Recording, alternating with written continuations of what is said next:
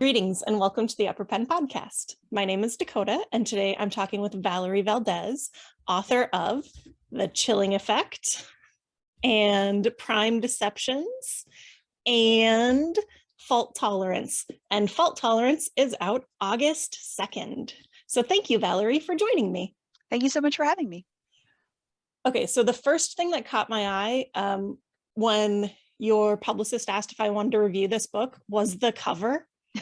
Oh my goodness, these covers are so beautiful. They're amazing. Julie Dillon is the cover artist. Unfortunately, I don't know who designed the text and layout and all that stuff, but they're also amazing, whoever they are. Thank you. Julie was just wonderful to work with. She definitely understood exactly what we were going for all along the way. When they first asked me, hey, do you have any ideas for kinds of cover art or any artists in mind for any of this?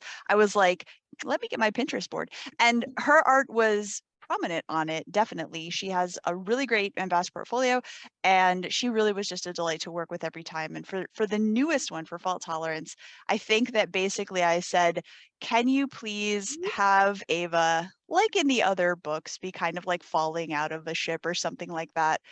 Giant robot hand trying to grab her. As many cats as you can physically fit on the cover, up to 20, please. And she delivered perfectly. I would totally get these as tattoos. They're so adorable. I They're would wear them amazing. everywhere. Yeah, I also love the chapter headers inside have a little cat with a helmet, space helmet on. Those are also delightful, and every time that I see them, I get a little bit of glee. And I appreciate your title chapters. I don't know if you can see that very well. No shit, there I was. Yes, I feel like one of the things about being a writer, in my opinion, is that you want to have truth in advertising. And so I feel like from the very beginning of chapter 1, ideally, you want your reader to know what to expect. And that is it. That's what they should expect from this book. I read Chilling Effect, and it is one of my all-time favorites now. Woo! Because you do so awesome. It is so great. So thank you. So how did you get started on Chilling Effect?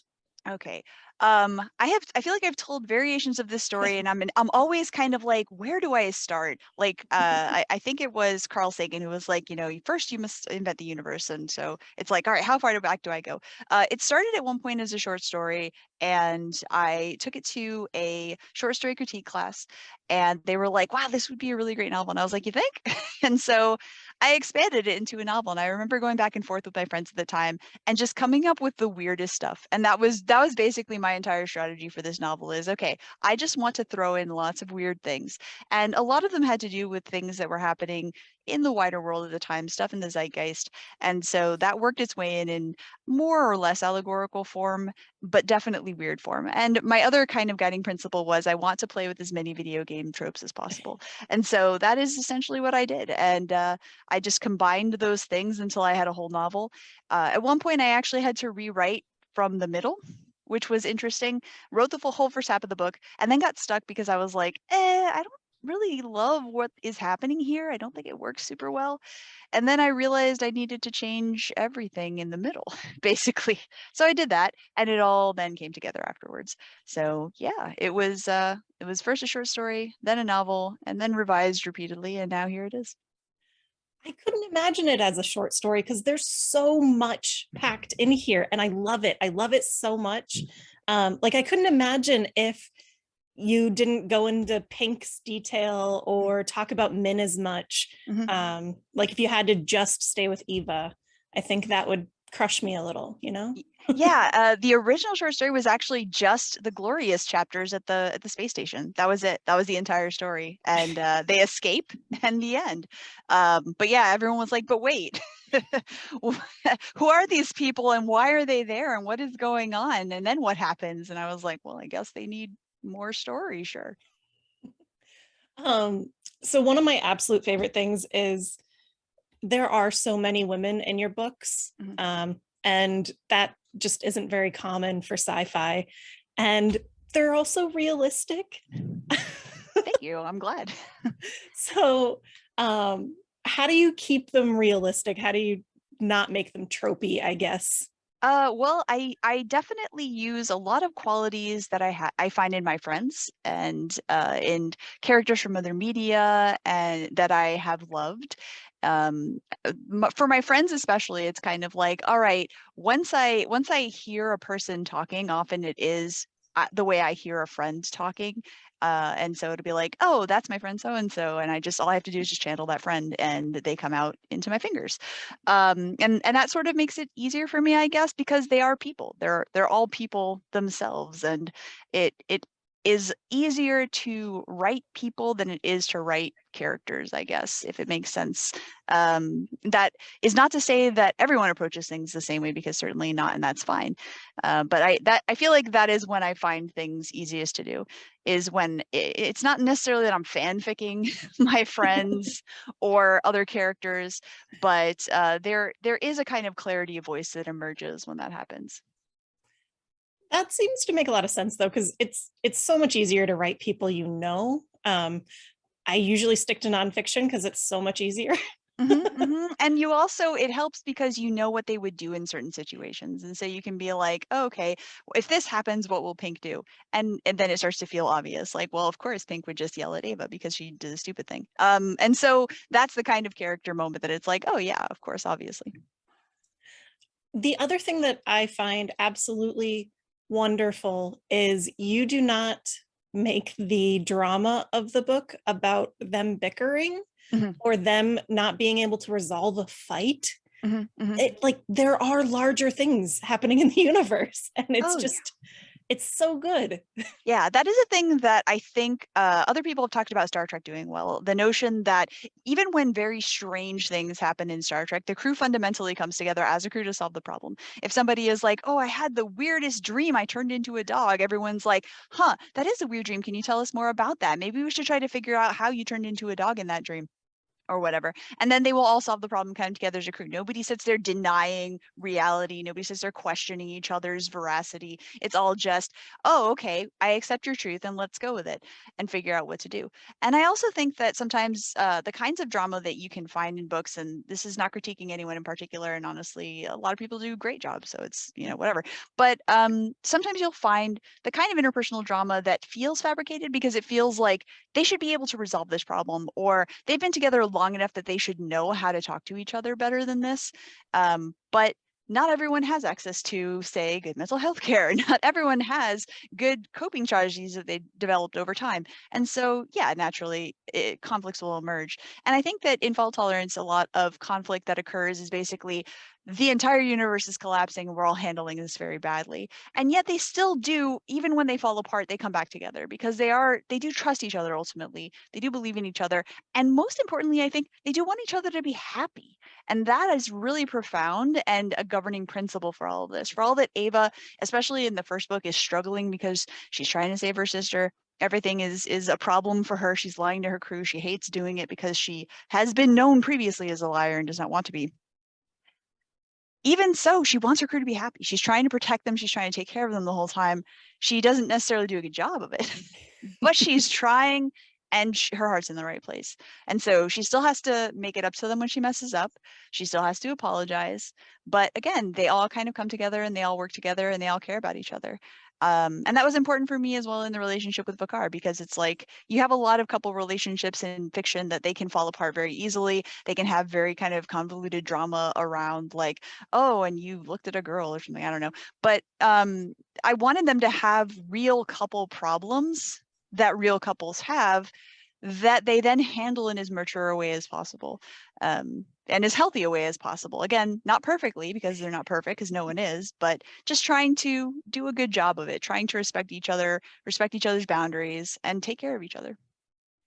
Well, you did great. I really love the interpersonal connections here. And now that you bring up Star Trek, it does remind me a lot of like TNG or even Voyager, where they're all kind of trying to come together. Yeah, Voyager is one that I loved when I was younger, and I remember very little of it because I was younger, but also I thought it got a bad rep among some fans. I don't know. I was really excited to see Janeway, and also Kate Mulgrew in Gargoyles Amazing. Sorry. Yeah, Gotta no, throw out I'm that with you Gargoyles on love. this. Yep. Super good. um, so you're talking about how the crew all feels very close and tight, and they all know each other and they've known each other for a really long time. But then I like how you have the kind of the inverse with Mari or Mhm. Miri. Yeah, Mari is the sister. Yeah, she's so Ava and her sister have a very contentious relationship, certainly. And before anyone thinks of it or asks of it, no, I have a wonderful relationship with my siblings. All of them, they're great. And I also have fine relationships with my parents. Like sometimes people are like, do you like hate your dad? And I'm like, no, no, I this is fiction. It's okay. For all that I steal people from my life to have voices and stuff like that, it doesn't mean that I'm doing those things.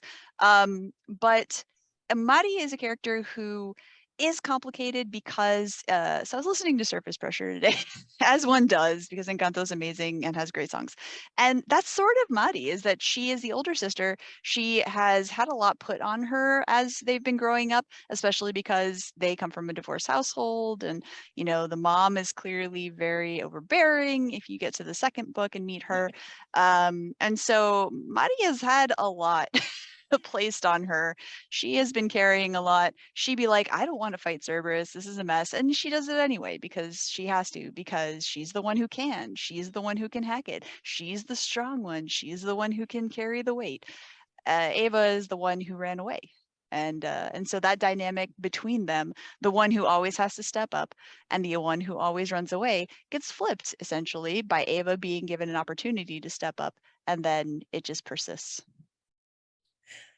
It plays out really nicely because the books all have their relationship in it, and I never quite know what I'm going to get because I'm like, oh, they don't hate each other right now. I mean, they don't ever hate each other, but like, they don't want to ignore each other for the next 5 years. Again, I feel like and this is not to say that it's not valid to distance yourself from really unhealthy relationships, because it absolutely is. And you should definitely take care of yourself in situations where you are being diminished and your boundaries are being violated consistently. And I think that's something that they do deal with in Fault Tolerance, is this notion that Mari has finally really, for all the bad things she did before, which were deeply bad, Ava was still willing to forgive to a certain extent, slowly. And then Mari just does like a really bad thing.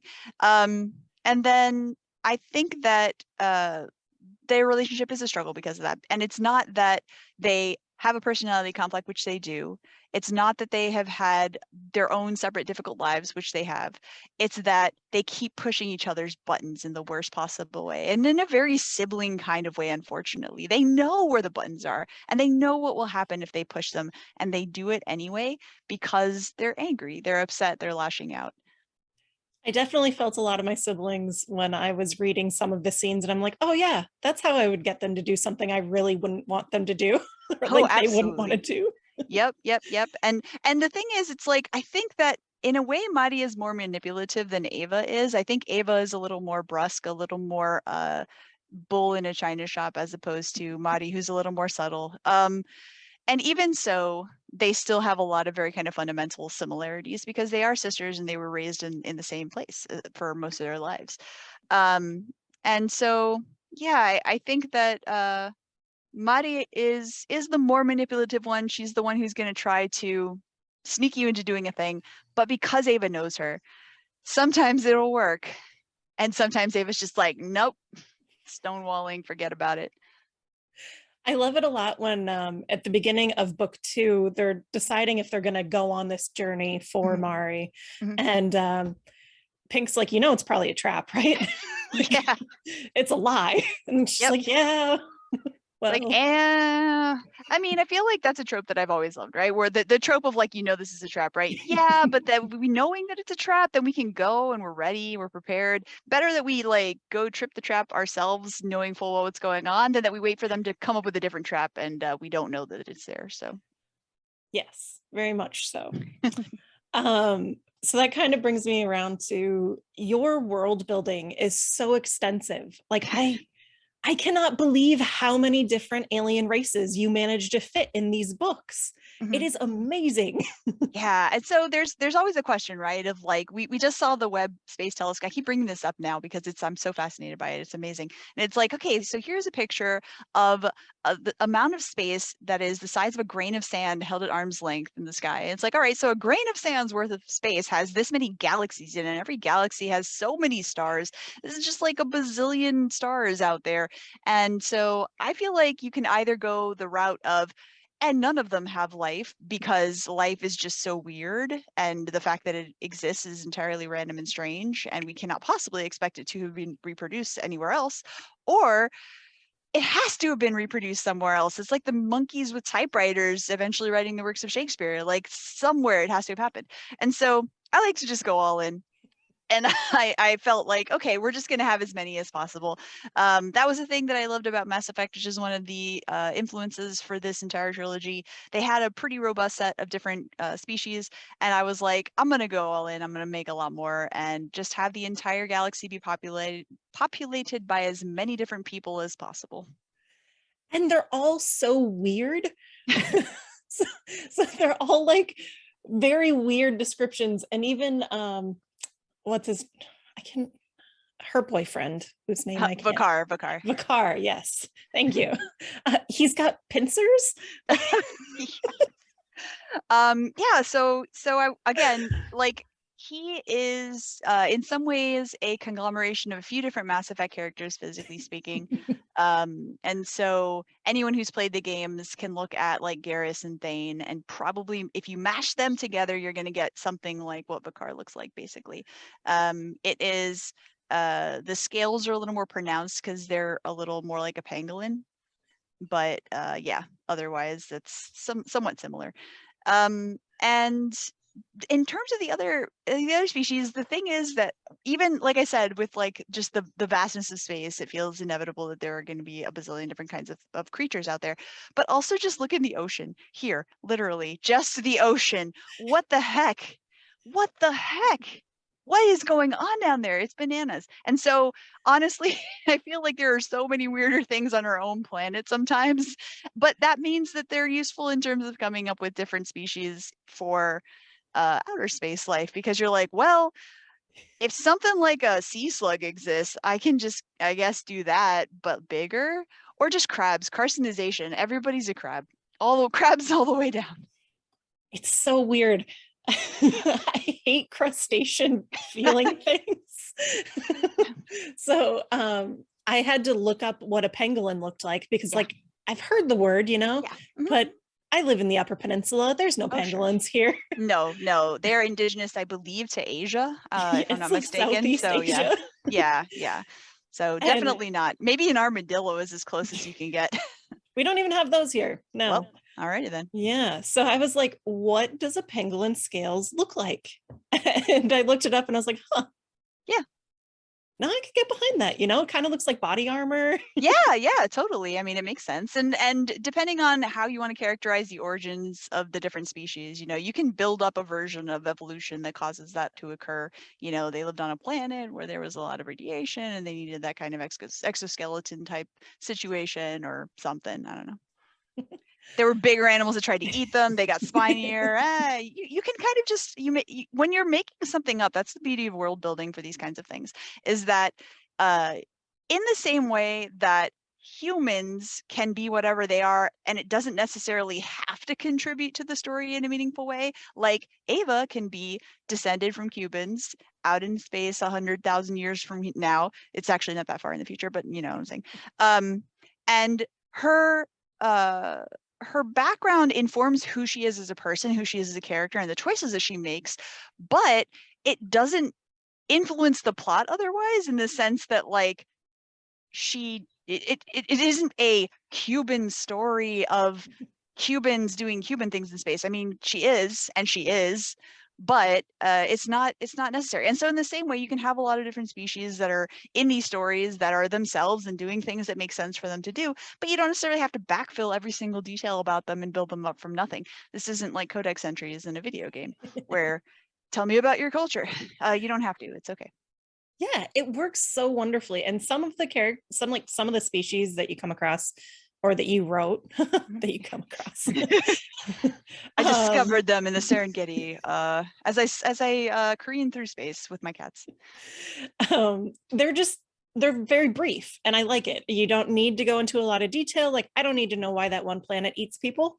Yeah. I don't. Yeah, it just does, and you don't want to be there, you know? Mhm. Like Yep. Yep. so Yep. And that one is also an allegory.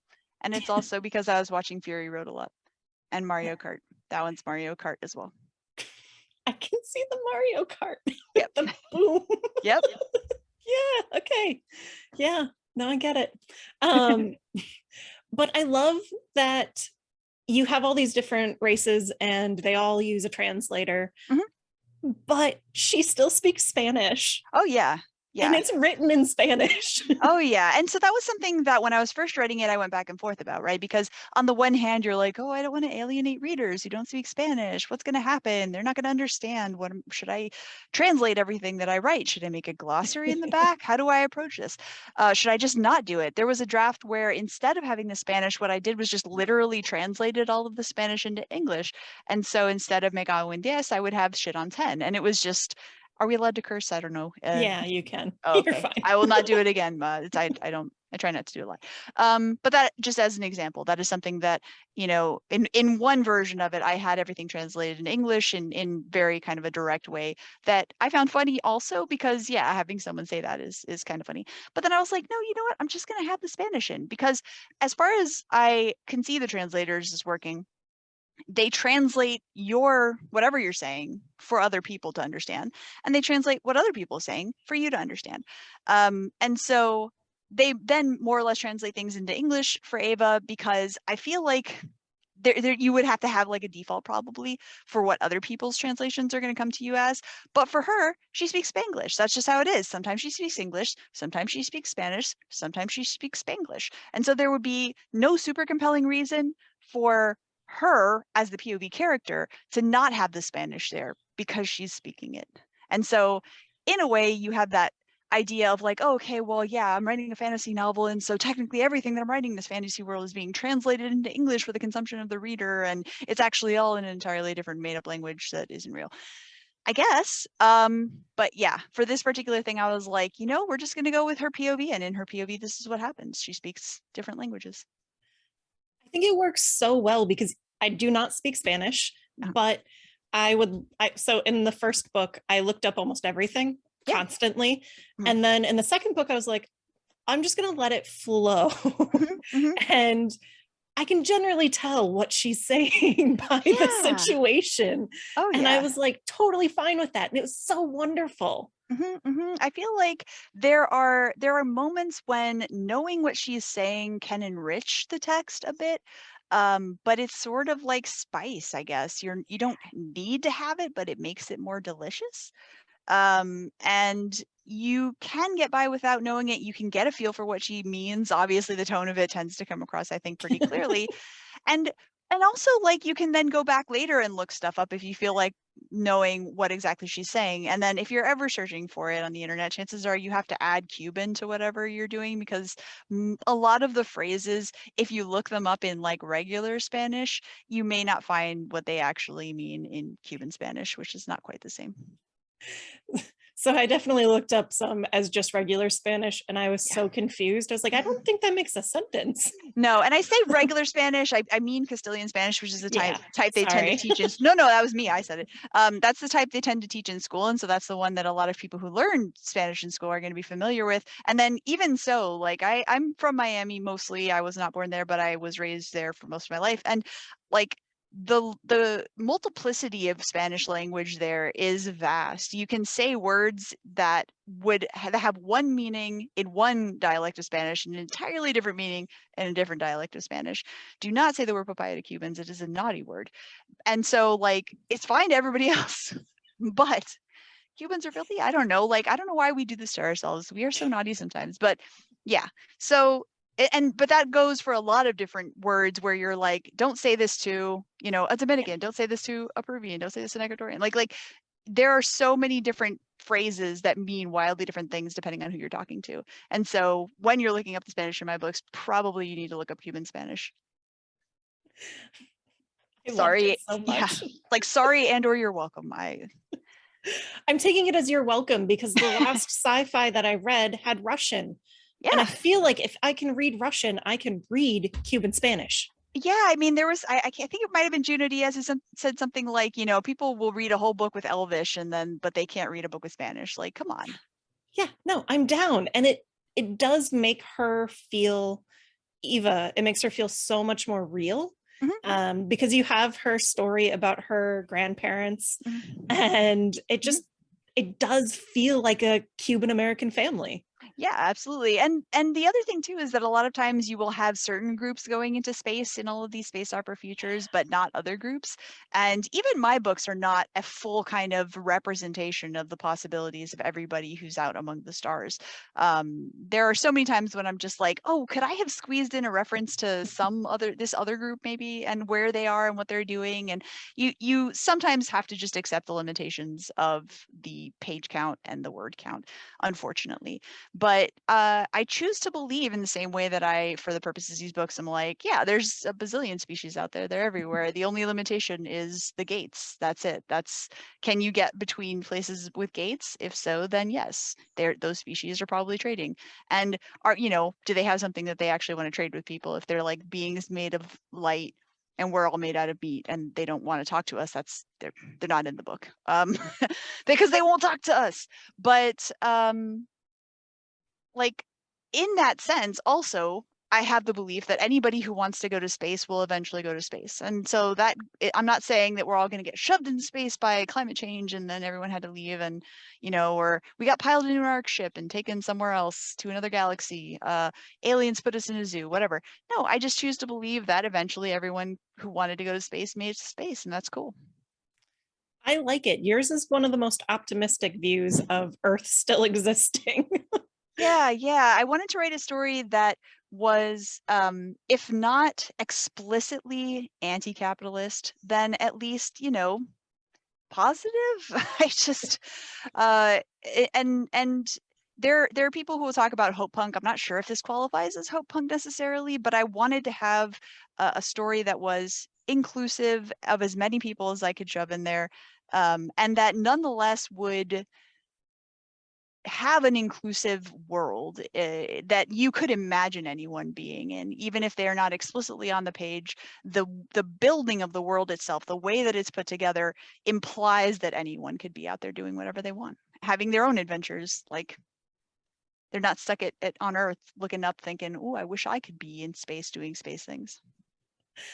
One of my favorite characters is Leroy, and he's not in it a whole ton. Yeah.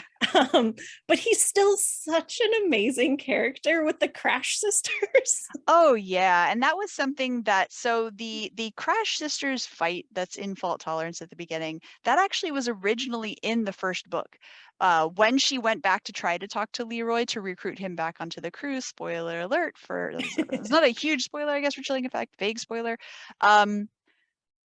Like, originally she had to do it in the middle of the fight. She had to literally fight her way to him to talk to him. And my editor stepped in and was like, this is actually taking a little too long. Could we just, and so I did, I cut it out, and no writing is ever wasted, which is delightful, because then when I was like, okay, well, how am I going to introduce this scenario here in the beginning of this book? I was like, oh, I'm just going to have her get thrown into the middle of this giant fight because reasons.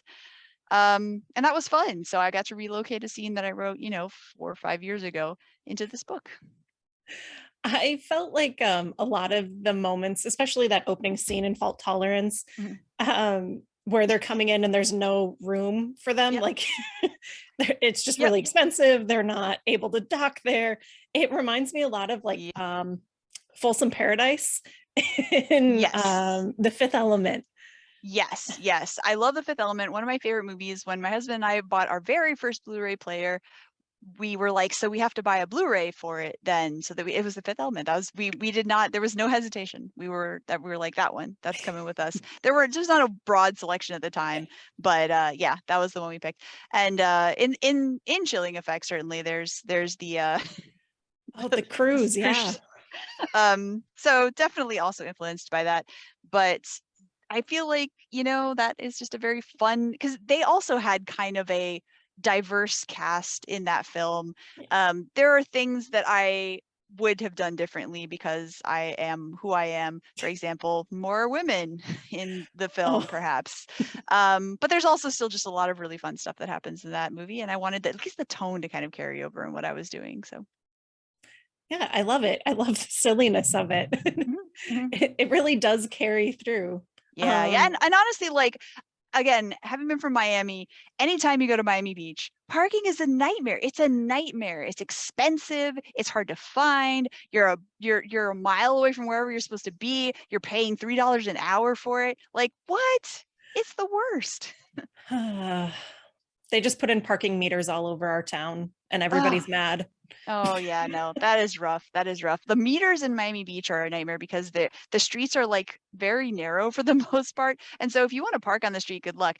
Finding a parking garage is better, but then you're paying like out the nose. So yeah. Anyway, I would never go to the beach. It's like, you live in Miami. Oh, you must go to the beach like every weekend. I was like, oh, I think I didn't go for years. Yeah. It's wild. One of the other characters is the ship, and it's Yes. really Min's ship, which is Yes. hilarious because it's Eva's ship. Yes. Yes. And so that's something that like, um, I feel like when I invented Min as a character, there are a lot of different kinds of like sentient ship models in fiction, TV, movies, anime, all that kind of thing.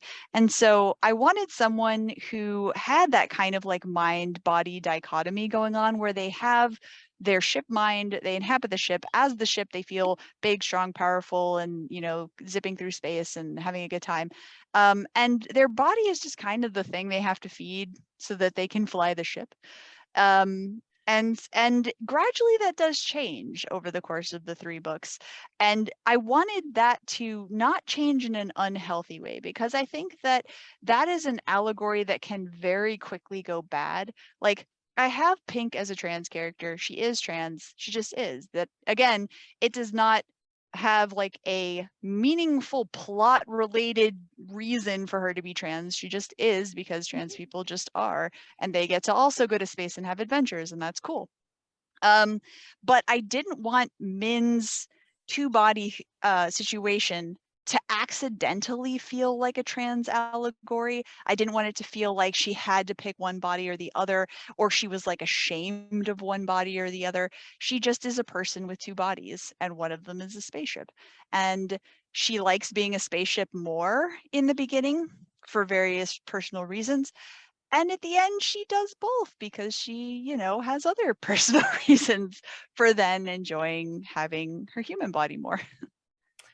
I really enjoy reading how her and Sue, is it Yeah. Sue? Mhm, How they develop. It's mhm. really sweet and Yes. just like it's so heartwarming, but then she's also the ship and I'm like, you rock, lady. Yes. And I felt like that was such a natural thing to happen between them, Yeah. because the one is an engineer and the other's a ship. And it just seemed very reasonable to me. I think that after I had done that, I ended up reading Becky Chambers, which I think also then had basically an engineer in love with the ship, which manifested very differently, certainly, than the way that mine did, because that was a very tragic situation. And also the ship didn't have a separate body or whatever.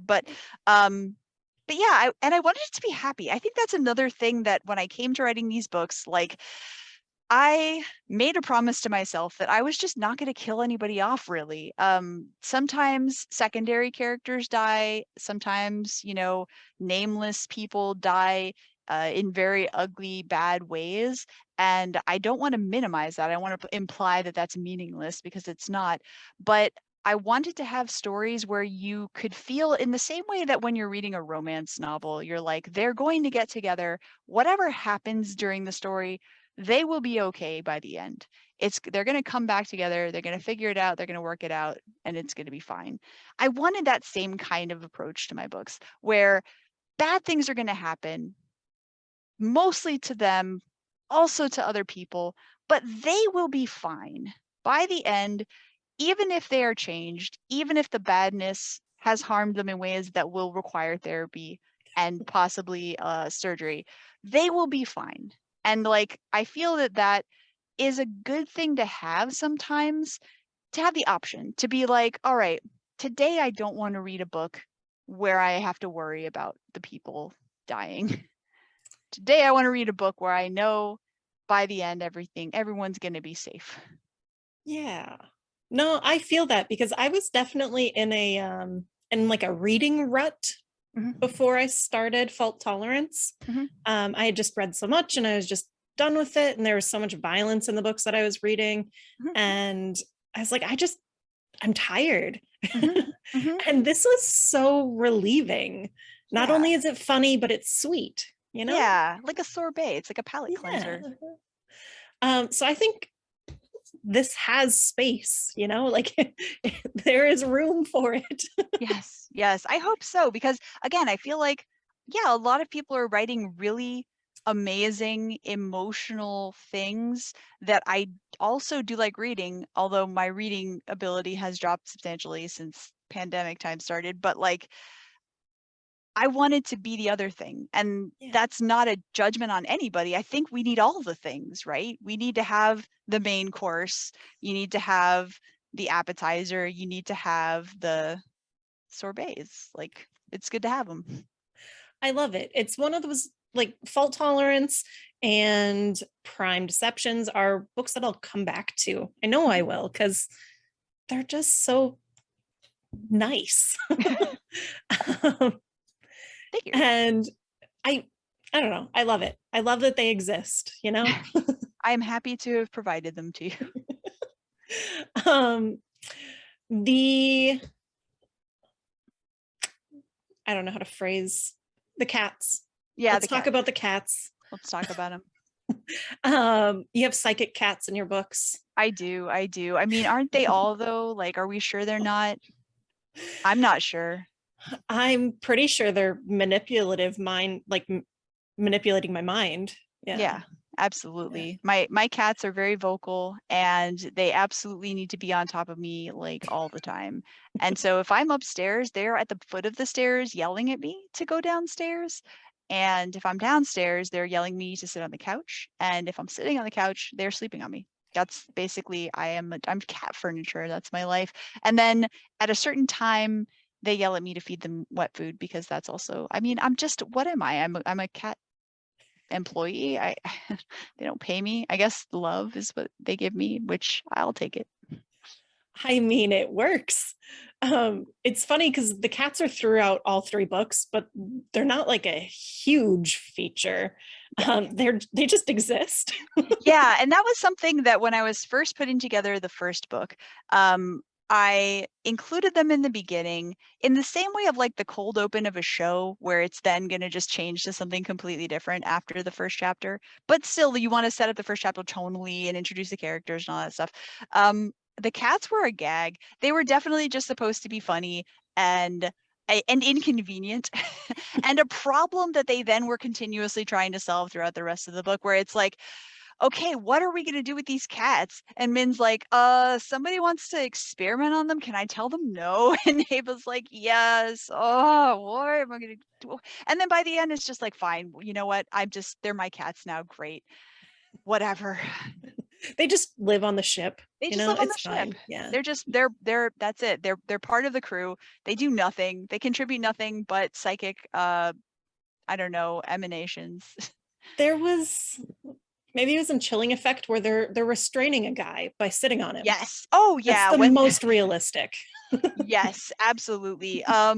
Yeah. And so like it I had not outlined anything for them to do really. And actually I have that scene written from the POV of the cats, which I may someday, wait, I think it might be on my blog. I might have put it there. I'm thinking like, Yeah. wait, because I think I threatened to post it and then but then I think I did. So it might actually be there. So that particular scene, I think you can read it. If it's not, then I'll put it up because it's fun. But it didn't make sense because the rest of the book was tight Ava POV. So it was just like, I gotta cut that part out, unfortunately, as much as I'd like to keep it. But I did want to make them pay off. And so ultimately, when they became sort of a central fixture to these books, it was all about then treating them with the respect they deserved as characters. They went from this is a funny gag to have in the beginning to no, these are they're cats that live there, and just like my cats are in my house and live here and they're my babies. They're not Ava's babies because she's like whatever. They're kind of stowaways actually, and I'm sort of sick of them sometimes. But otherwise they're crew. Then you know, you got to then treat them appropriately. They didn't all get names because that would have been wild. 20 cat names. Feel free to, you know, at me on Twitter with what you think the cats should be named, but that would have been a lot. But anyway, and then in Fault Tolerance, then I wanted them to have a good payoff. And so no spoilers, but I think I did it. And I just wanted something wild.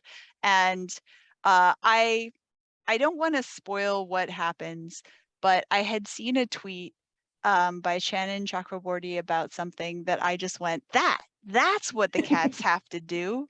That makes so much sense, obviously. And I went with it. So yeah, it's great.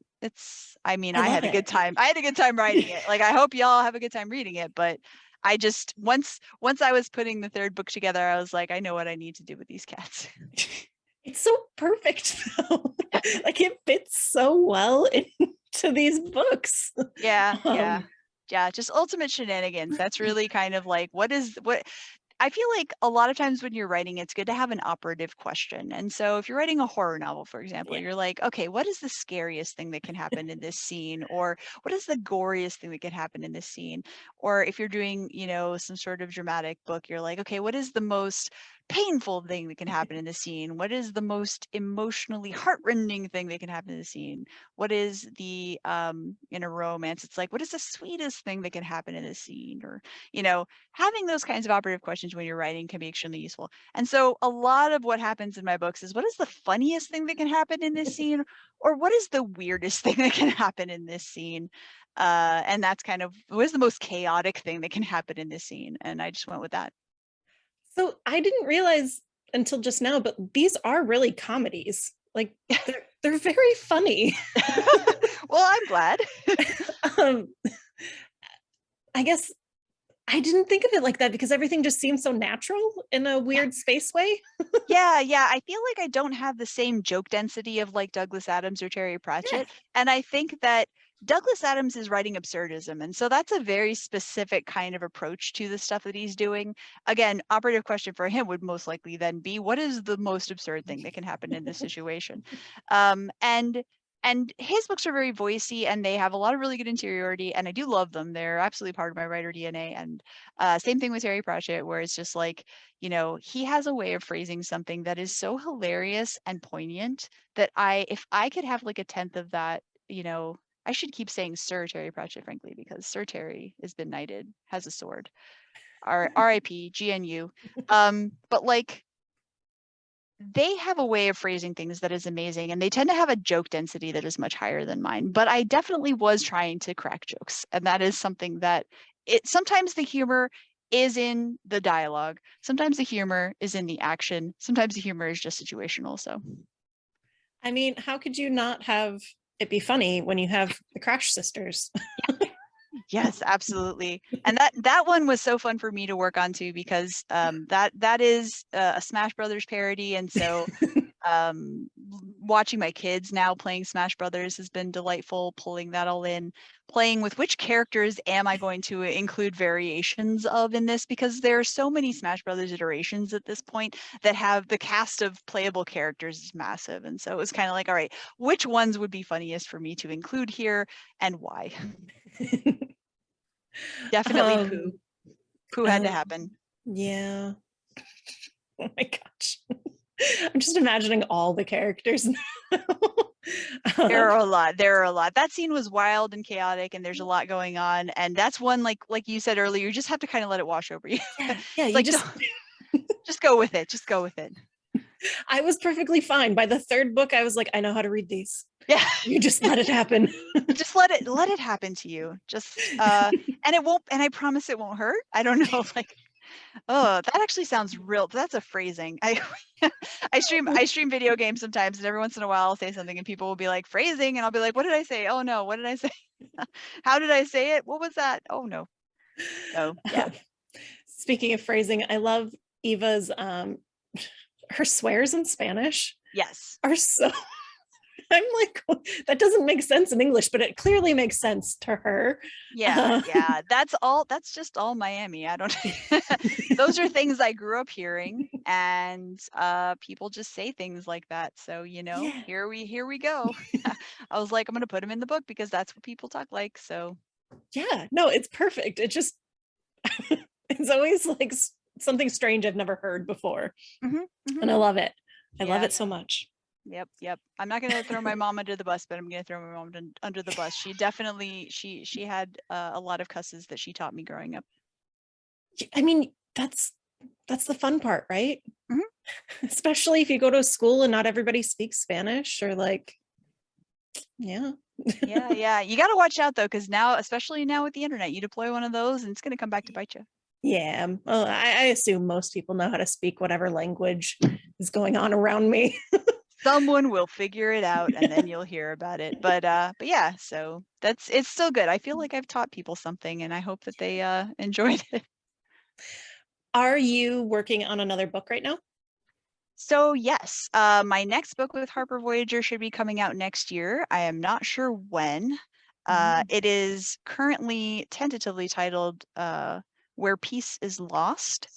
And it is another space opera, but you might call it planetary romance instead, because technically it only takes place on one planet. So space opera, I feel like, tends to adventure more, like beyond one place. So it is about a space knight who was in a war and lost, and then became a refugee and hid out on a planet for a while until her enemies more or less found her by accident, and she has to then they didn't find her specifically actually, but they came to this planet and did a naughty, and now she has to help. So that's basically that. All right. I'll take it right now. Please. Thank you. Next year. And so that one is really fun. I had originally pitched that one as like Star Wars meets Voltron, so we'll see if I live up to that hype. But it is more serious than these books, definitely. The character is more like so I often compare my characters to BioWare characters as a shorthand, because I feel like a lot of people who read my books potentially play BioWare games, or are at least familiar with them because of the fact that they are very influential in my books. And so Ava to me is kind of like Purple Hawk, which means she is the main character of Dragon Age 2 and the sarcastic variant of it. And so like she's just kind of a chaos gremlin, and often says a lot of sarcastic things, but still tries to be good. Like my power fantasy is being good. So I'm always, Paragon Shepherd when I'm playing Mass Effect and things like that. And so I feel like this character is sort of Paragon Shepherd, but also sort of Aveline from Dragon Age 2, just like a very kind of stoic, but sometimes sarcastic person, but mostly just someone who's trying to do good and be good and is surrounded by chaos gremlins. And so it's kind of the opposite of Ava in that sense, where she's the chaos gremlin and everyone around her is trying to rein her in. This is kind of the opposite, where this character is kind of trying to rein in the people around her and just kind of keep it all together. It's wonderful. It's wonderful. I want it now. I understand. I'll wait though. Yeah. I have no idea. Like I said, I don't know when it's coming out. I'm pretty sure it's sometime next year. It's I'm editing it right now, and so yeah. I mean, it's in process. Are you? It's got to be exciting. These are your first three books, and they're pretty popular. It seems like. I mean, I hope so. That would be really cool. Right? I aspire to keep doing that, I guess. Like, if I can just keep putting out more books that people keep buying, that would be amazing. I would super duper love to do that.